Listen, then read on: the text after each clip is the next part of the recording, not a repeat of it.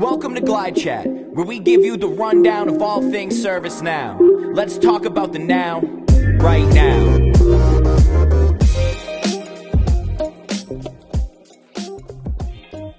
Welcome to another episode of GlideFast's GlideChat. I'm joined here today with Rachel Kleshinski, and we are in the Cincinnati podcast studio. Go. In the new office in Cincinnati. Heck yeah. At this point, it's a little over a year old, but it's still new compared to a lot of the other stuff that we've been. I mean, considering this will be our first Glide Chat, and Yes. that part's new. That is new. So we've got the Boston location with the podcast room, and now the Cincinnati location with the podcast room. So cool. Well, welcome, Rachel. Thanks for joining me today. Thanks for having me. I think the main thing that I want to kind of discuss is around kind of GlideFast culture, what we kind of did to build that, and kind of where we're going, what we're doing, all of the fun stuff like that. So I guess to kind of get started, how did your GlideFast journey start? Such a fun story.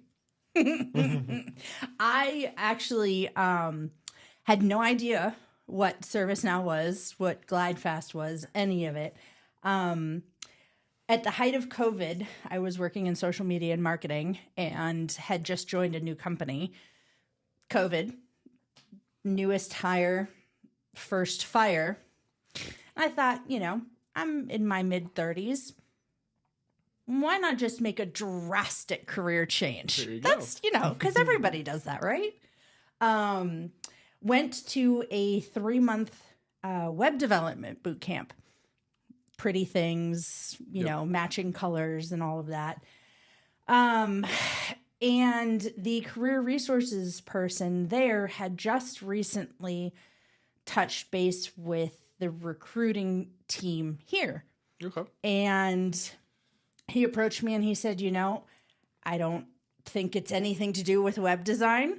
But from what I have learned from just a culture company, how they treat their employees' perspective, he's like, it sounds right up your alley.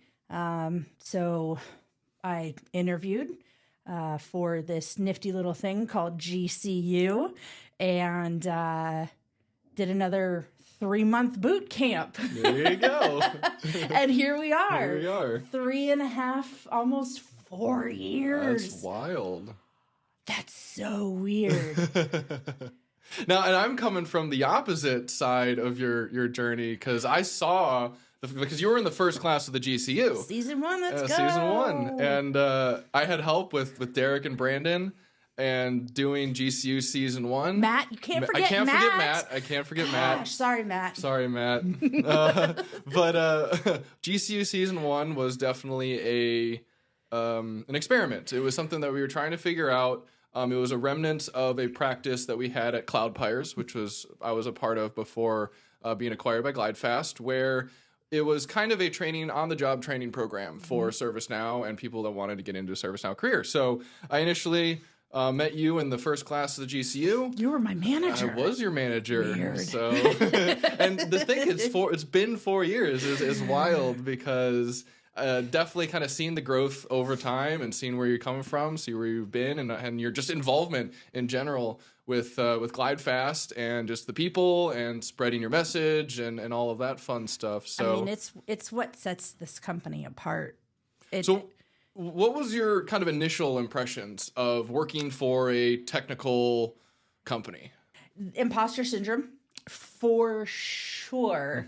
Growing up, born in the 80s, everyone used to poke fun of, like, we were the first generation born in front of a computer kind of sort of thing. And the MySpace and like so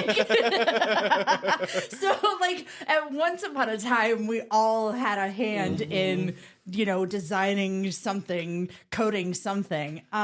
If you didn't have your own custom HTML on your MySpace page with music doing? that immediately starts playing when someone visits, it's like you didn't really live. You were not living.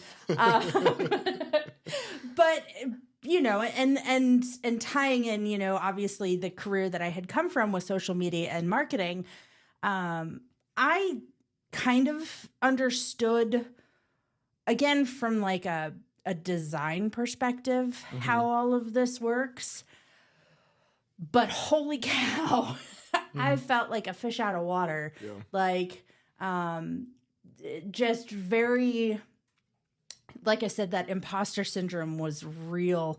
The struggle was real. But having the community of, at the time, 300 other people, you know, who would lift me up and have my back and answer the questions, and that no one ever made me feel less than, regardless of their position, their title.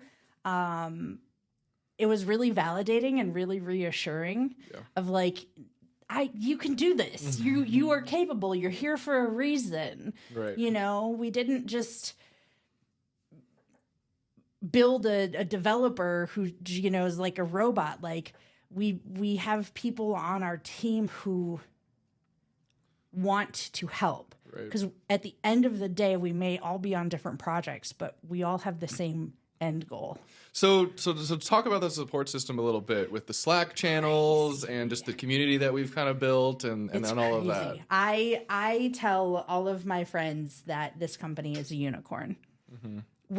Show me another company where 600 other people will chime in on a question, or that you potentially can ask, rather, I guess, because you know, not all 600 people are going to answer.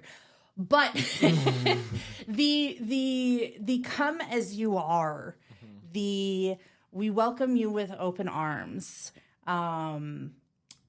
Hey, you want a channel about ghosts and cryptids and things of that nature? We've got that. You have pets you want to share? We love them. Share them on our Slack channel. Just the ability to be accepted for who you are, pink hair and all, you know? It's like, I remember the first time going to ask Amy, HR, if I could dye my hair, because, you know, in a lot of places, that was a big no. There was a big no. And it was more or less of like a double take of like, wait, I actually have to answer this question. But like, it's like a no duh, of course. Why couldn't you? Right. You know, it's just things like that where it's just, you know, show off your tattoos. Tell us what it is that makes you you. Yeah. Not just an employee here at GlideFast. Who are you as a person, and what do you bring to the table beyond your AI knowledge? Right. You know, because you're more than just the AI guy. You're the dog owner whose dog has 10 names. He is the mascot. So, and one of the things that I do want to bring up more on the work side as well is around there's the Dev Help channel. And the resources where you have experts in different areas that come together. And with, at this point, 670 people, there's going to be probably someone that's run across the thing that you're currently dealing with. Yes. Whether it's an error, whether it's an issue with implementation, whether it's some weird funky thing that a customer's instance is now acting strange. And if they haven't run across it, they have 15 minutes to jump on a call and help, because same goal. And it's not just the technical, I know the answer to that. A lot of times it's also guidance in how to talk to the customer, how to direct the conversation.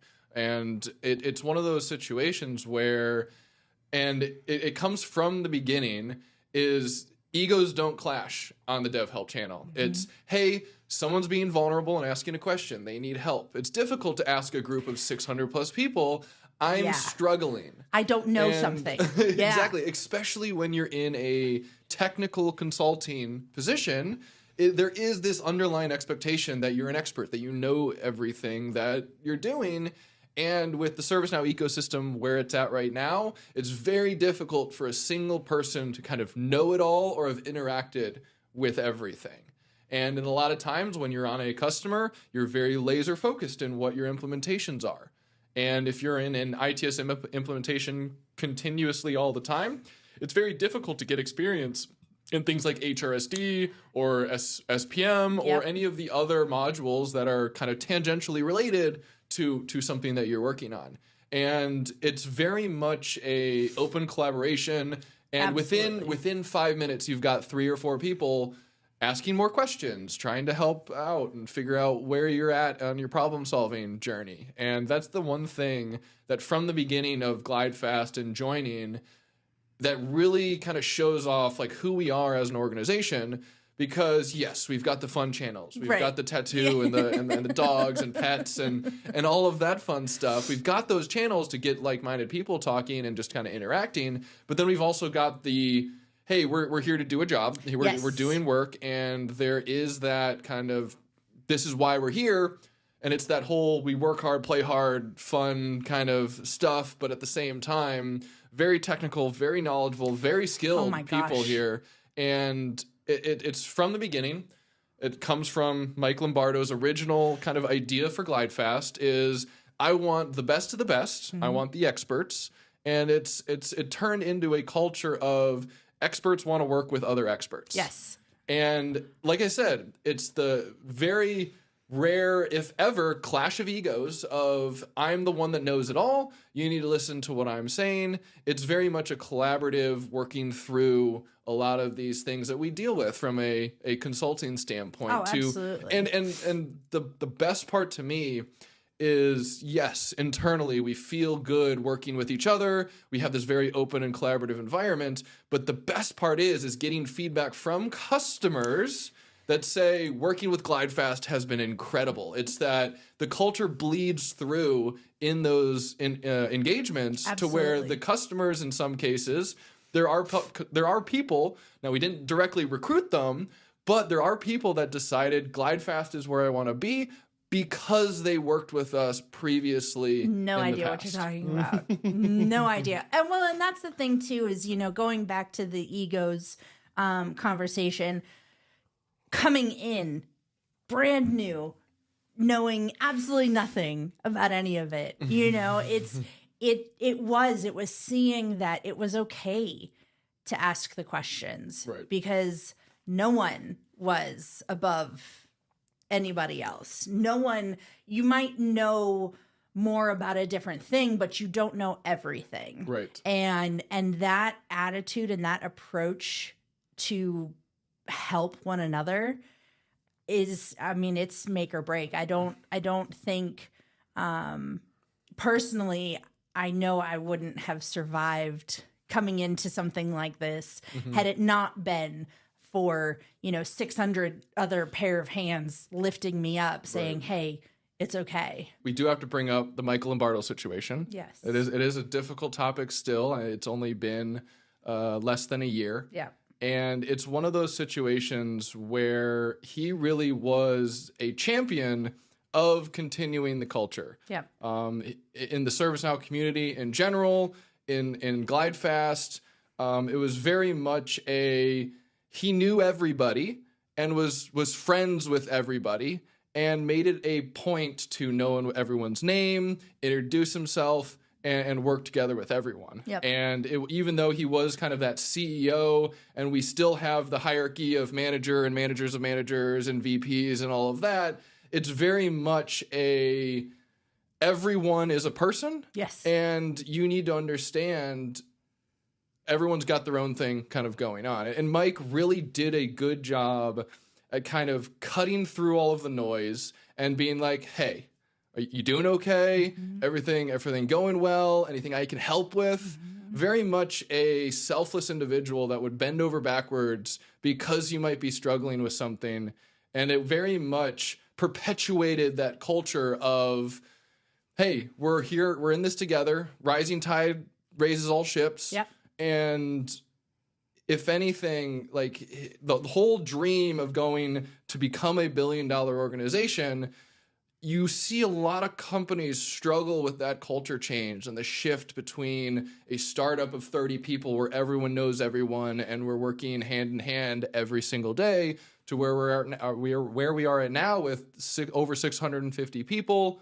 It really is work to continue that culture and make sure that everyone feels included, everyone feels supported, and you're doing the right thing, not only for our customers, but for people internally. Sure. How do you see the culture perpetuating going forward in the future? I think we have to keep being like Mike and crush it for Mike. I think while he may not be physically with us, his spirit lives on. And to your point, that's it. When one of us is good, all of us is good, and the customer sees that. Mm-hmm. The customer can tell. It's just like when you go to the restaurant and your server's kind of just whatever, and you can just tell they're having a bad day or they don't like their job. You can feel that. Right. So when the customer works with us and they, they get our positive attitudes, they get our, I can find an answer for you kind of attitude. They feel that. So I think it's just maintaining it. Yeah. We have to keep going. We have to keep KFG, I think it's more just kind of nurturing the individuals, accepting everybody, not being better than anybody else,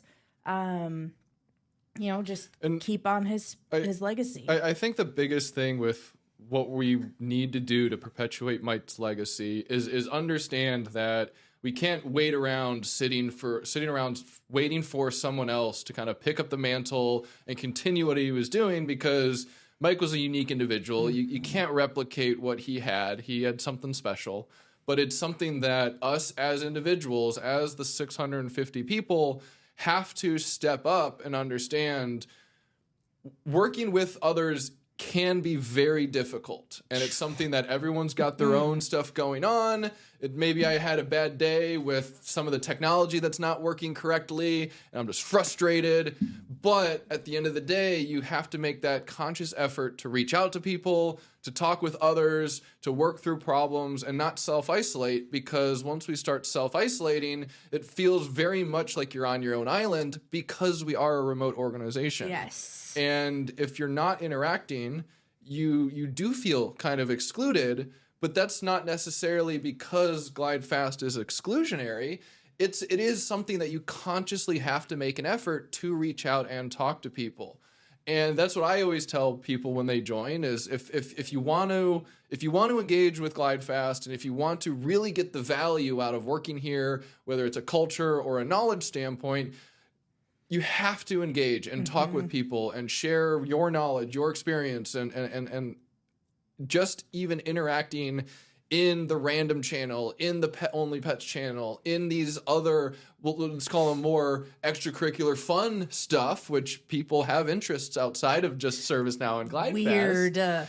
But just even interacting with those, because of the way that our culture is, people start recognizing you and want to work with you. And you're like, hey, I've talked with Rachel about this particular technology.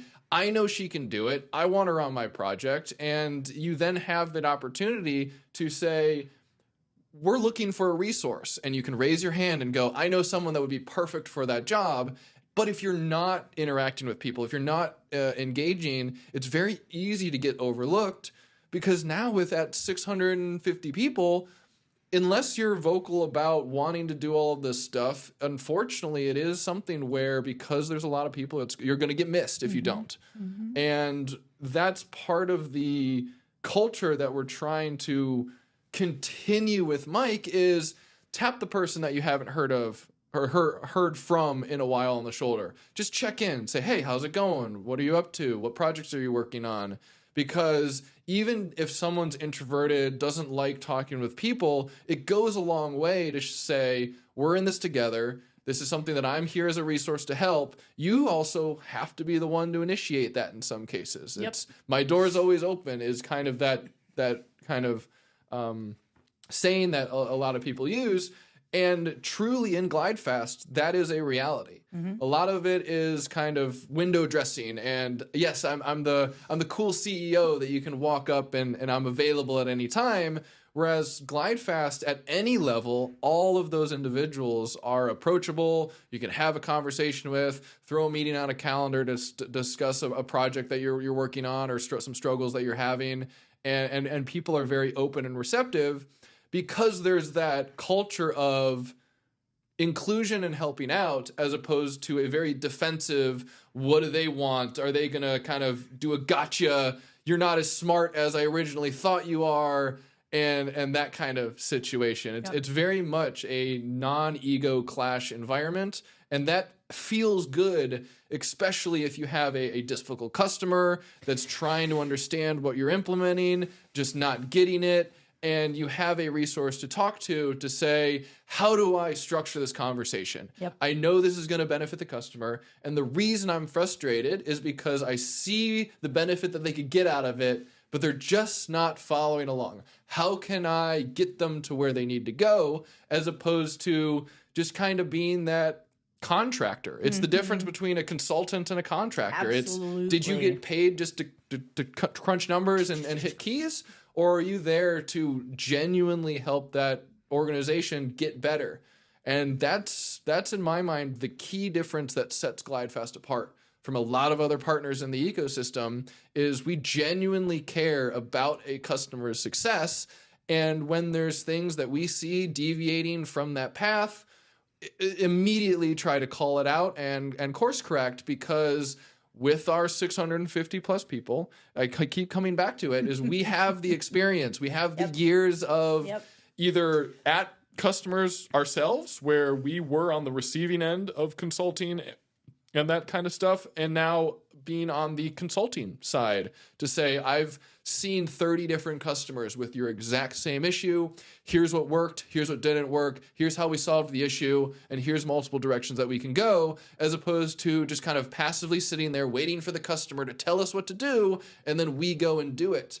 Because, I mean, and it's one of those situations where you get into an instance and it's all over the place, and you can pretty immediately tell that it was just someone saying, I need this feature, I need this functionality, and there was no kind of cohesive plan or what already exists. Yep. And I come from the days, it's 12 years in service now. So I come back from the days of the Berlin, Calgary, where there was no scoped applications. It was pretty much only ITSM, and every single thing was custom. If it didn't exist, you needed to build it. And now with ServiceNow and how much work they've put in over the years, there's pretty much a module for everything at this point. And if you don't have a group of 600 people that have focus on each area of the platform, it's going to be something to where you get into a customer and you're like, I don't know of anything that currently exists for this. Let's customize it, and let's make it from scratch. Whereas there could already be a industry tested functionality that you just need to work with someone to implement, because it is something that turnkey solutions are always bad, and you need a consultant to help you mold it to what your organization does. However, out of box is becoming more of the standard for a lot of these implementations, which from a consultant side is very good, because we can go in and we at least can understand, here's what normal should be if you do out of the box. And I remember starting consulting 7 years ago now, which is wild to say, where we would go into customers' instances and they're like, we want out of box. And you're like, none of this is out of box. Like, you would have to revert some of these other plugins in order to get in that direction. And the thing that I love about the GlideFast culture and mentality is we look at that and go, this is going to be a lot, but here's what we're going to need to do. Let's go. Just crack the knuckles. Let's put our hard hat on. And it may be something that looks daunting at first, but once we kind of propose that solution and get them in the right direction, it makes upgrades easier. It makes new implementations of modules easier. Everything then starts to work and flow. and you get all of these kind of real hitchy processes that do end arounds to different swivel chair, and you're just like, there's a reason why no one likes working in your instance, and it's not ServiceNow that's the problem. Yeah. And so it is nice that we've got that capability to be the consultants and have resources to tap into, and everyone's willing to step up and kind of say, I know something about that. When you get one of us, you get all of us. Exactly. Every time. For the things that you're currently working on inside of GlideFast to kind of extend that culture to either new people or to keep it going with the existing folks, what is kind of your task? What do you usually do to kind of help perpetuate that? Oh, you'll find me in almost every Slack channel out there. Whoa, buddy.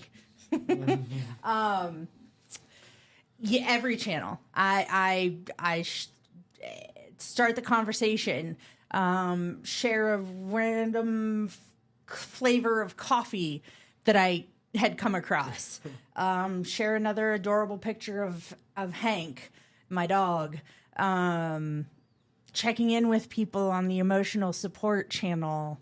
You'll find me everywhere. Yeah. And I made it a point to be the culture that I had so desperately craved leading up to my time here. Yeah.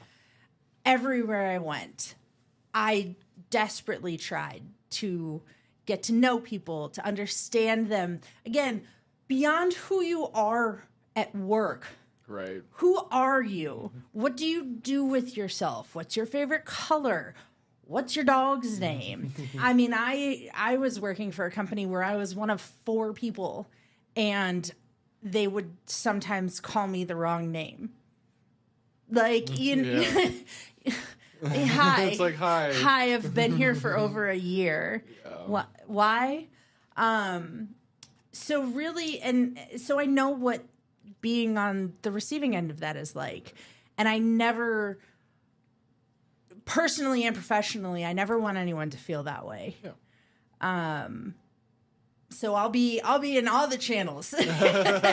Sign me up. I'll be there. I don't drink, but you'll find me talking to somebody about something as it pertains to bourbon, because I know they like bourbon. There you know? But again, I mean, that's what sets us apart. It definitely does. Now, kind of talk to me about your experience on almost like a choose your own adventure for GlideFast, on what you want to do type of thing, and how much of an opportunity do you feel that you can pursue what you desire to kind of make this better or to kind of add experience? You know, I think what's really great is, again, beyond just my role as a TC, but in general, anyone is willing to sit down and take the time to hear what you have to say. Mm-hmm. The legacy pop-up shop, you know, being able to find Mike's writing of LFG and turn that into apparel that people can buy, where the proceeds go to the legacy fund. Right. Having that opportunity, again, to have the idea, sit down with someone and say, hey, I really want to do this. Mm-hmm. And for it to be like, okay, cool, do it. Here you go. You know, I think Lauren had basically said, have fun unless somebody asks for something weird. And then maybe let's have a conversation about it. As far as professionally, I really connected with the HR part of the platform. Okay. I think because of my past experience being in some sort of management position, kind of having the understanding of the ins and outs of that side of a business, I have not yet had an opportunity to dive headfirst in a project. I did get to do a fun little COE presentation. Nice. So that was fun. Journey and life cycle management. Tried to sprinkle in a little Steve Perry. Don't stop believing. But there too, you know, it's like come as you are, bring it, you know, you Right. want to have a little fun with it, have fun with it. But the ability to kind of explore the platform and to say, hey, this is what I'm drawn to. And for someone up the chain to be like, cool, you're going to be in the HR pod. Here's all the HR people. Right. As opposed to, no, we have enough. We don't have any projects for that. Sorry, you've got to figure something else out. We're just going to tell you what you're doing. Right. And that's one of the things that I really do appreciate about GlideFast. And honestly, one of the reasons that I've been here for so long is even from a leadership standpoint, they're very willing and open to take feedback and information from anybody that's willing to step up, take the responsibility, and deliver it. To where even with the new advisory 2.0 stuff, is that didn't come from leadership's brain and kind of dictated down from the top to say, this is what we're doing now. It came from the grassroots, people saying, we need a better way to standardize. We're getting bigger. We're all over the place in some areas because some people have been doing this for a while. Some people have just been doing this for a couple years. And we really weren't in that standard mode. And we saw that and we recognized it. And leadership was like, what are we going to do? We need some feedback. We need some information. And they tapped internal resources to say, what are you experiencing? What would make a project better? What have you done in the past that's worked that we can then say, everybody, this is kind of the standard to make our quality better and to go into the future with that standard locked arms. We're all marching in the same direction. We're all doing the same thing. But it really wasn't one of those situations where it was like a mandate where it was everyone's like, here's leadership going again, Right. making stuff up that we have to follow. Yep. And in the back of your head, you're like, this is kind of dumb. Yes. But you do it because that's part of your job, where this kind of feels the opposite, where because it came from grassroots and homegrown and asked for feedback from the people that are living that in the day-to-day, it very much was a, yes, that's what we need. We've been asking for that for years. And now that we've kind of standardized it, have it in writing, and kind of disseminated it through people, it very much is a quick adoption because people see the value, and it wasn't just a mandate from leadership to say, this is what you're doing now. 100%. What a concept for employees to have a say in what employees do. It's Weird, man. So weird. But again, I mean, it's the whole, you are in control of your destiny in every aspect here. And I mean, even from day one with me, is I immediately got the opportunity to help out with the GCU, where it was a new thing. It was an experiment that we were trying to figure out, like, can we do this? Can we support this? Is this a thing we want to continue? And it wasn't just a, hey, you're just now another ServiceNow consultant, go on this customer project and we'll figure everything out. We saw an opportunity to build something, and leadership was like, it's kind of risky, but we see the value if you do it right. And it was that willingness to step out of the comfort zone, understand that they've got good people involved with that, and if anything, kind of let it run for a little bit, see what the outcome is. Don't get their hands in everything and change everything every second just to try to see what works and what doesn't, and then ends up sabotaging it. But it's really that opportunity that if you have an idea and you want to pursue something, you want to start a center of excellence, there's opportunity to do that. You want to be director of AI, follow through with that, build a couple of applications and present it to leadership and go, you should be leading that initiative type of thing. So it very much is, you have the opportunity to pursue something and build something that adds value to the organization and adds value to other individuals that are involved. But you have to show up. That too, yes. It all cycles back into one another. You have to show up. You have to advocate for yourself. You have to put yourself out there. You have to come into the office. You can't let people forget that you're there.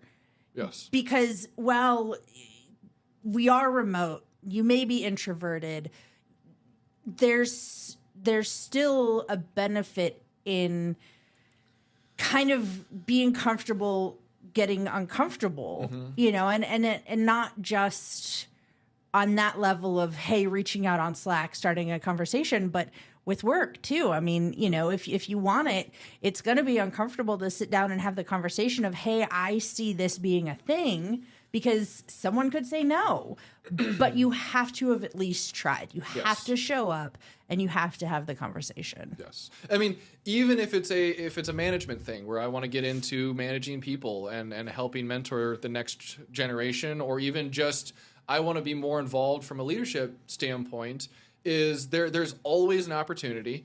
You have to then follow through and show up, like you said. But it's something to where there is that opportunity if you pursue it. Mm-hmm. And it's not something to where management is some elite club that we just kind of stand over people and go, are you doing what you need to do? Because even the managers are billing to customers and they're working on customer projects, and they themselves are doing the implementation. So it's very much a brand new technical consultant all the way up to senior architect who is a manager over other architects are in these customers, billing hours, doing implementations, consulting, working with them alongside the people management spot. And I think that in and of itself really fosters this kind of organic leadership capability to where it's not much of a passive, well, I'll wait and see what leadership says. If anything, the river flows in the opposite direction, where it's the vast majority of the individuals that, yes, we understand there's a hierarchy. If you need something worked through, you go through your manager and they'll go through management change and then figure that out. But at the end of the day, everyone's available to talk to. And if you're willing to step up and lead, there's an opportunity for you to kind of pursue what you want. And career growth is literally everywhere. Mm-hmm. And it's one of those things that's great because as a continually growing company, there's never going to be a shortage of those. We're going to get to a point where just adding 50 more people, you need people to help manage that. And it's not going to be something to where we're going to go out and find someone that's specifically going to be a manager. It's, all right, who knows the GlideFast organization and who's willing to step up and be a people leader and all of that. And you have people raising their hands. Yeah. Which in a lot of cases, you kind of have people like looking around like, I don't want to do that. I don't want to manage people. That's so much additional work. Yeah. Where we have I wouldn't say opposite problem, but we have the opposite scenario of we have people actively volunteering and stepping up and saying, I think I'm capable. I feel like this is my next step in my career journey, and I want the opportunity. And it is like a vetting process. There's interviews and all that fun stuff. But it is something where you have the opportunity to pursue it. And just because you're brand new or whatever, you have these opportunities.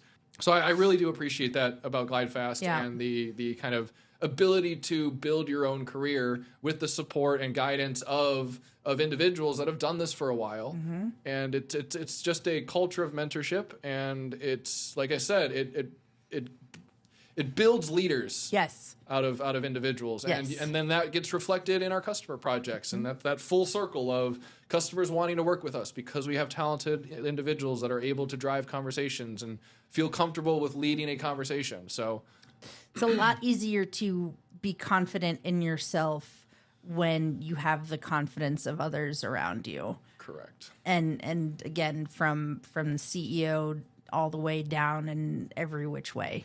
Exactly. For someone to say, I believe in you as much as you believe in yourself. That's, that's a game changer. And then the big kind of conversation question is around the biggest cultural impact that GlideFast has. And this is the event called GlideFest.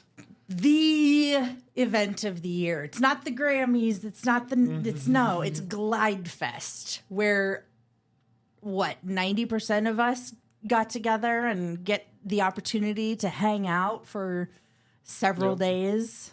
Yeah, and so the origin of the GlideFast story is funny. It's kind of similar starting scenario to you is COVID is the ServiceNow Knowledge Convention, where historically GlideFast has kind of sent everyone because it was an opportunity to network, get the name out there, interact with the ServiceNow community, where I think it was 2020 and 2021 where it got canceled and no one was able to meet up, and Mike Lombardo was getting a little itchy and said, I want to meet everyone that is in GlideFast. I want to meet them in person, and I don't have the time to go to each and every state and each and every country and each and every location that we have people and meet them.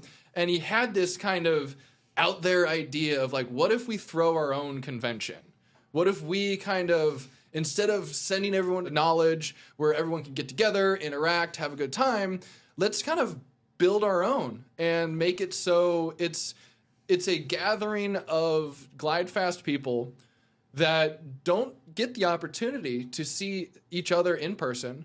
You may have worked with this person for 3 years on a single project and maybe got on Zoom and had video calls and all of that fun stuff, so you kind of know what they look like, but it's a completely different thing to meet them in person and chat and have a drink or go off and go on a hike or something like that. Gosh, you're really tall. Yeah, you kind of only see this much of the person on video. But it was really kind of the brainchild of Mike Lombardo as a driver to build more cohesion between individuals. Now, you've been to all of the GlideFests so far. Mm-hmm. What would you say your favorite one was and why? Oh, Big Sky. Hands down, Big Sky. Personally, it was beautiful. There's nothing quite like the first, you know? Yeah. It was really neat. The vibe was just really laid back. You know, Vegas is go, go, go, go, go, go, go. All the shiny lights, all the noises, all the things, all the time. It never sleeps. Arizona was really cool. I'd never been to the desert before, but I'm Midwest. I need some moisture in the air. That dry air. But it's been really cool having gone to all three to have seen the growth. And yeah, again, you know, to have made a name for myself on Slack, to, you know, reach out and just be present and be me, and to show up at GlideFest in Big Sky and for people to come up to me and be like, oh my gosh, you're Rachel. You're a lot taller than I thought you would be. But for people to have, you know, to just have had that instant like, oh, I know who you are. Oh my gosh, you're Rob Geen. I know who you are. You know, that sort of thing. It just, nothing is ever going to top that. And, you know, I remember Mike standing at the top of the stairs when we were all coming in on the buses and just hugging and shaking hands with everybody, high fives, just the LFGs. I mean, nothing is ever going to top that experience for me. I agree. I'm much more of a mountain person as well. Also so that, Big Sky was absolutely incredible. It was really, Lauren did an incredible job at organizing that and putting it together along with the whole marketing team. And it's funny because it's totally a first world problem, but my problem with the GlideFests is I literally cannot spend more than 5 minutes with anyone because I'm constantly ping-ponging between groups of people. At Knowledge, it was like I found my people, I'm going to hang out with them, and I'm like, well, I'll network every once in a while. But it's literally, you look around at this group of 300 people, and you go, oh, I know them. Let me go talk to them real quick. And then as you're talking, you're like, oh, the other person, let me go grab them real quick. Thanks for talking. I got to go. And so next thing you know, you're constantly having conversations with people that's amazing to have in person. But then you're like, I really wish I could spend more time with like you individually. But I need to go and at least say hi to that person over there because I haven't seen him in a while, or I talked to them on Slack the other day, and it's like, hey, you made it. Hey. And so that's like the only problem that I have is I have to say hi to everyone. I need more time. But and I just keep bouncing around. So in terms of the kind of activities and what we do during GlideFest, what would you kind of describe the professional kind of side of the GlideFest? Obviously, it's more of a get together, meet and have a good time. But it's a beautiful balance. It's a great balance of, hey, we're all in the same room together. Let's be social. Let's have fun. But let's highlight the people who want to take a moment to share their knowledge, to share their wealth, right? And it's really cool to have had the people, that you may have worked with, that you may see all the time on Slack, like standing up in front of a room and giving you a piece of their brain of like, here's this thing that I know and I'm going to share and present. And we're also just going to recognize every single human who has won an award, because you deserve all of that public, recognition. Not that we don't do that on our calls. But again, there's just something about being in real life in human form that's just it's pretty cool. It also is one of those things where you're there for a very specific purpose, and it removes a lot of the distractions of being on the computer. And I know, I sometimes fall into this trap as well, as I'm on a meeting and I every once in a while might look at my phone or might look at another screen to check chat or something like that, where it's very much you're intentionally here. You have to kind of pay attention, because that's really the only thing in front of you. And it turned from let's just get it together in a big party as like the idea, like let's just party together as a group of couple hundred people. As Lombardo would only want. And it was like, you know what? We actually need to provide some professional value to people for some of this stuff. So we now have a lot of it is kind of business development and internal development, and just here's some announcements for the Advisory 2.0 stuff. So it's more of, you don't have the excuse of you didn't see it in chat and you're there. But it's really more of I guess the thing that it makes me feel like is it's like almost like the early days of the ServiceNow Knowledge Conference, where it's a gathering of like-minded individuals that are there to kind of network and have a good time, but it's also a chance for ServiceNow, or in this case GlideFast, to say, this is what we're doing internally. This is what we're doing to help make our jobs easier and your life more enjoyable, because you can't have a constant party all the time. You got to at least be, hey, this is what we're doing from a delivery perspective. This is how we're going to make things better, and this is how we're going to go into that next step into the future, because it's innovate or die. It's you have to look forward. You can't rest on your laurels. You have to find some traction to continue to move the flag forward. And Mike was really good at being intentional about moving the flag forward and getting everyone to row in the same direction.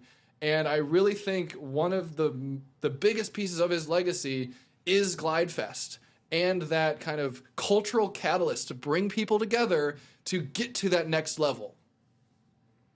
Yep. It's so special. It's just so special. It really is. And what other organization can throw essentially their own conference for their own internal people and be successful coming out of that? Every single year we see a spike in productivity and in customer engagement and projects that we get on. And it's a net positive, always has been, and I'm hoping that it's going to be continue to be a good thing that we can remember Mike from, and continue that. Thank you again, Rachel, for joining me. It was fun. Hoping to have another conversation soon in the future. Yes, sounds good. Do you have a topic in mind that you'd like to discuss? Reach out to us at glidefast.com and subscribe to our podcast for new episodes.